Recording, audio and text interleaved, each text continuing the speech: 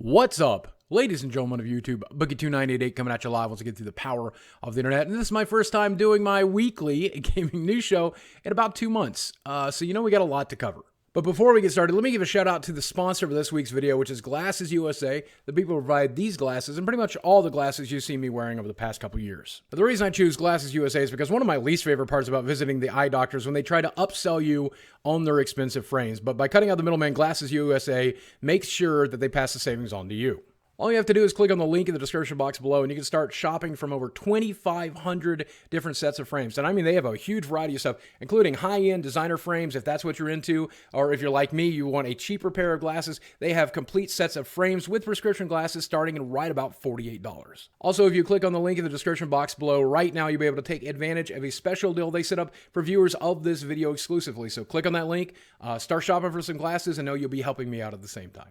Here's a topic everybody's wanted me to talk about, and I think a lot of people expected me to do its own video, but I think it's okay to start talking about it here, even though it may warrant its own video sometime soon. But according to a lot of YouTube gamers, YouTube gaming is either dying or pretty much already dead. Now, I think certain gaming personalities are probably going to rise above this without too much trouble. Obviously, Video Game Donkey and what he does is very unique, so I think he's going to be fine. I think your PewDiePies are going to be fine, and I especially think your Markipliers and your Jacksepticeye's, the people who are already fully established, are going to be fine. They're probably going to take a hit to their income, but they'll still probably be okay because their content is more personality-driven rather than gaming-driven. But for those of you who are paying attention over the past couple of years, YouTube has definitely been reorganizing the way they pay out and the people that they pay out. And specifically, there is a new algorithm out there that is basically looking for offensive content and content that AI believes to be offensive, and that stuff is getting demonetized. And unfortunately, just about anything dealing with violent video games or dealing with guns is definitely getting demonetized. That means a lot of games, your Call of Duties,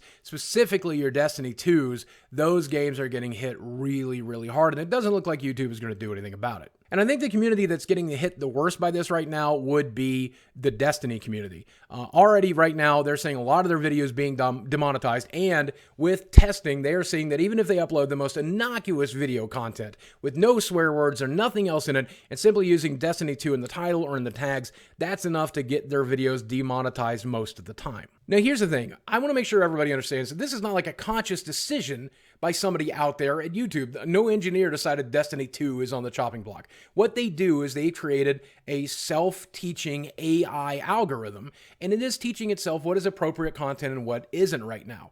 And I think that the engineers could eventually self-correct it a little bit, or it might correct itself in the process. But for the most part, right now, it just believes Destiny 2, which has a lot to do with guns and violence and everything else, and maybe swearing in the videos, is something that it doesn't want to allow to get passed on to advertisers because advertisers may not like it. I do believe that this will be corrected at some point, and YouTube has basically said they don't want to be demonetizing gameplay videos as a general rule. It's just something that the AI is currently doing. And by the way, I'm in the same boat. My gaming videos are just fine here on YouTube, but all of my Francis videos, they're all getting flagged one by one, just 2 or 3 every single day as that AI bot discovers it. I think it now believes the word Francis or Rage or Francis Rage or maybe some combination thereof. It's just dirty words as far as the AI bot is concerned.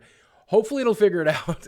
But then again, maybe not. Maybe I'll just have to rely on more sponsored videos like this. But that seems to be the situation that a lot of people are finding themselves in here on YouTube right now, especially in the gaming sphere, especially if you play some sort of first-person shooter or some violent video game or something dealing with guns. The AI currently simply hates that content and does not want to offer it up to sponsors for whatever reason. Which is understandable, but that leaves a lot of different YouTubers reaching out to things like Patreon or moving over to Twitch or trying to do more live streams here on YouTube where they can take in donations or things along that lines. It kind of sucks, but it looks like the business model is changing. Now, this is something we've seen since the beginning of YouTube, and we will continue to see till the end of YouTube. The situation is definitely worse than it's been for a really long period of time. So I hope you guys will bear with me and other YouTubers as we try to find a way to continue to bring you the content you guys love while also paying our mortgage. And a lot of people have wondered why I've not been screaming, the sky is falling, even though it is impacting me. And the answer is because I trust YouTube to understand that, yes, it impacts my bottom line and other YouTubers' bottom line, but it's also impacting their bottom line. They are losing millions of dollars. I'm losing thousands. They're losing millions. So this is something I expect them to correct eventually as soon as humanly possible. And I hope that is something they choose to do. With that said, I know that not every YouTuber has the luxury of doing what I'm doing, which is just biding my time and just hoping for the best and hoping that it self-corrects. I know some YouTubers live paycheck to paycheck, and I feel very sorry for those people. You may have to go back to work for a little while, but I don't believe the dream is truly dead yet, even if it means we're all going to learn a little less money and some of us are going to have to go back to work. I think it's going to be okay by the end of the year. So Destiny 2 did come out this week, and the review scores are non-existent because of the way that Destiny wanted their game to be reviewed. And I think it's kind of fair for the most part to review an online-only game like this by the launch day experience, right? Like you really can't play it without populated servers and give a fair estimate. At the same time, though, it does suck because people can't really rely on reviews or review scores before they purchase the game. That sucks. Now, what I have seen early on here has been relatively good. There are a few controversies, but for the most part, people are saying that it looks like the gameplay is about the same, if not a little bit improved. The world design is a little bit better. The combat's a little bit better. More importantly, there's plenty of storyline there. If you are upset at the original game and did not like the original launch, but you did enjoy the DLCs, you'll probably enjoy this game. And if you skip the first game because if it's an anemic launch, you'll probably really enjoy the storyline for this game. I will, just like the first Destiny, play through to max level for a little bit, just try to absorb the storyline and then be done with the game because I'm not a big grinder anymore. I don't like to grind to video games anymore. But the two major controversies, aside from the fact that it was a little bit of a rocky launch and people are having to wait in queues for a while and have been all day today, there's been two major controversies. The first of which is the change to shaders. And this seems to be really important. If you see here the screen cap from the subreddit, this is all they're talking about over there. Shaders used to be an unlimited use thing when you won them from a raid. Now they're single use. And you can also buy shaders through microtransactions. So that seems to be very upsetting. Hopefully that's something that Bungie will address immediately, because it seems to be like one of the ways they chose to monetize the game and encourage their grindy players to, eventually run out of shaders and get frustrated and spend money on microtransactions. I hate to see that. I hate to see that. Now, the second controversy also involves all of the microtransactions in the game. You can obviously purchase silver in this game, and that silver can be used to purchase engrams, and those engrams can unlock a lot of different cosmetic items, including ghost shells and sparrow skins, and of course the emotes that you saw for the first game. But for some reason, these paid-for engrams can also give you items that affect gameplay. Now, this is a fairly minor issue for the most part, because it can only give you blue mods, and you can't do this at level 1. You can't spend a bunch of money to make it easier to progress through the game. You can only do it at level 20, and as soon as you get, since it only provides blue mods, which are low-tier mods, as soon as you get a purple or a gold one, it's immediately obsoleted.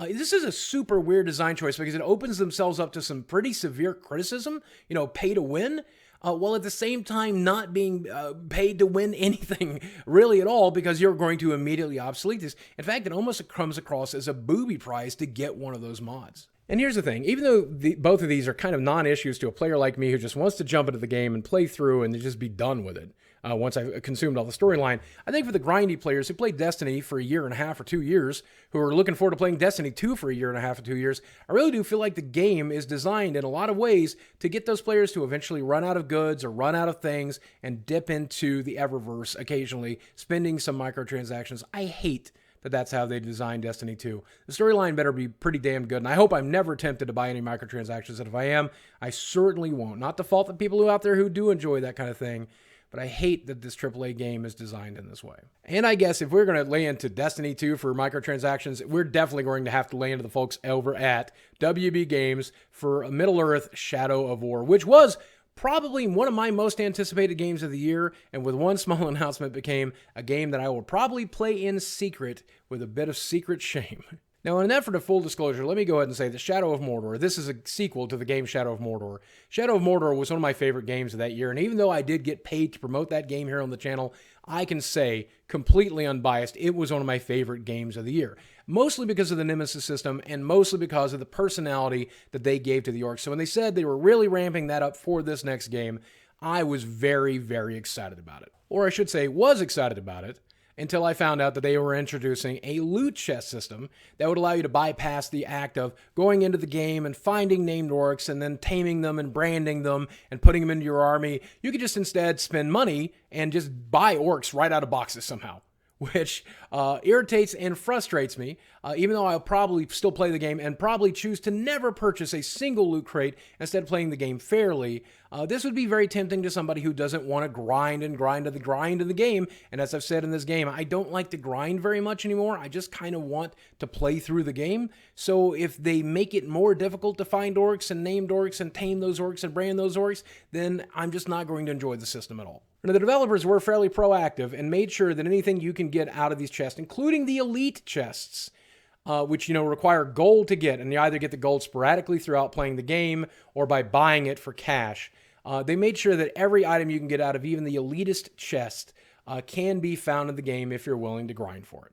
And I guess that's forgivable if all of the content is there and I will be able to use all of that content and be able to find all of that content. I guess that's okay because I can still play the game otherwise, but I just really hate to see WB doing this to their games because otherwise this was probably lined up to be one of my games of the year. So soon after that controversy started to die down, there was a small announcement saying that there would be a $5 day one DLC that would be used to commemorate a developer who died during the process of making this game. So basically for $5 on day one, you would get this orc hunter who would work kind of like the mysterious stranger in Fallout 4. It would occasionally show up while you were fighting orcs and help you even the odds or maybe help you out as you were dying. Kind of a cool concept. And not only that, but the proceeds from that DLC would all go to the family, the existing family of the person who died during production. And it all seemed like a great idea and a great step in the right direction. Unfortunately, a few people started looking at the fine print, including John Bain, Total Biscuit here on YouTube, and they began to realize that they said of the $5, only $3.50 would go to the family, and that there were certain states here in the United States and certain countries outside of the United States that money would still be charged and collected.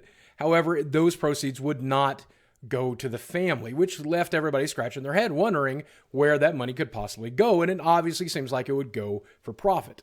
Now, they have decided to make sure to release an official statement and even spam it here on Twitter. As you can see here, neither Warner Brothers Entertainment nor Monolith will profit from any sales of the Fort Hog Orc Slayer DLC, regardless of the territory in which that DLC is sold. But that doesn't make a lot of sense because if the fine print did say that, they'll only donate money from certain regions, and if you pay for it in those certain regions, where does that money go? Unless the DLC was absurdly expensive to create, which is impossible, and that's why it wouldn't profit. Where is that money going to go? And hopefully it's going to go to the family, especially because that seems to be the point of the DLC. But otherwise, where else could it go but the bottom line? Where else could it go but profit? They really need to answer that question so that people feel safe buying this DLC. So Shadow of War is probably the latest in a long list of games that have been mismanaged before launch and have gotten all the wrong kind of PR buzzes. And it's going to be a failure on the day that it launches, not regardless of the quality of the game. The game may be a Game of the Year contender. I believe that it would be if it's built off the back of the first game, which I adored. But it looks like it has just been torpedoed by a few bad business decisions and a few bad PR decisions. And of course, the volatile gaming industry that we have, who just loves to hate on stuff like this when it happens, but for good reason. I do have every intention of still playing the game for review purposes. And I do hope that the game is strong enough to be able to overcome these things. I will not be buying the Day 1 DLC, and I will certainly not be buying any of the microtransactions because I do not want to support that in this game. But I do hope that it is still a good game. I hope it reviews well, and I hope that I'm able to deliver a good review when the time comes. That said, wow, it's just so frustrating as a fan of the first game to watch this happen. And I think that's going to do it for this week's episode. I got like 4 or 5 other topics that I wanted to talk about, but I figure we got next week's episode and next week's episode. Thank you guys for coming back and watching it. It feels good to feel healthy enough to be able to produce this type of content again and create it again, and I hope that you guys are going to enjoy watching it. I thank you again for our sponsors, Glasses USA. Don't forget to click on that link in the description box below. You can start shopping for glasses right now and help me out in the process and make sure that this show and other shows keep coming back to the channel. I'm just glad to be back. I'm glad to be feeling good enough to be able to do this content. Hopefully I'll be feeling good enough next week and next week and next week, and we can get back on track. Guys, as always, thanks for watching. I love you very much, and I'll speak with you again soon.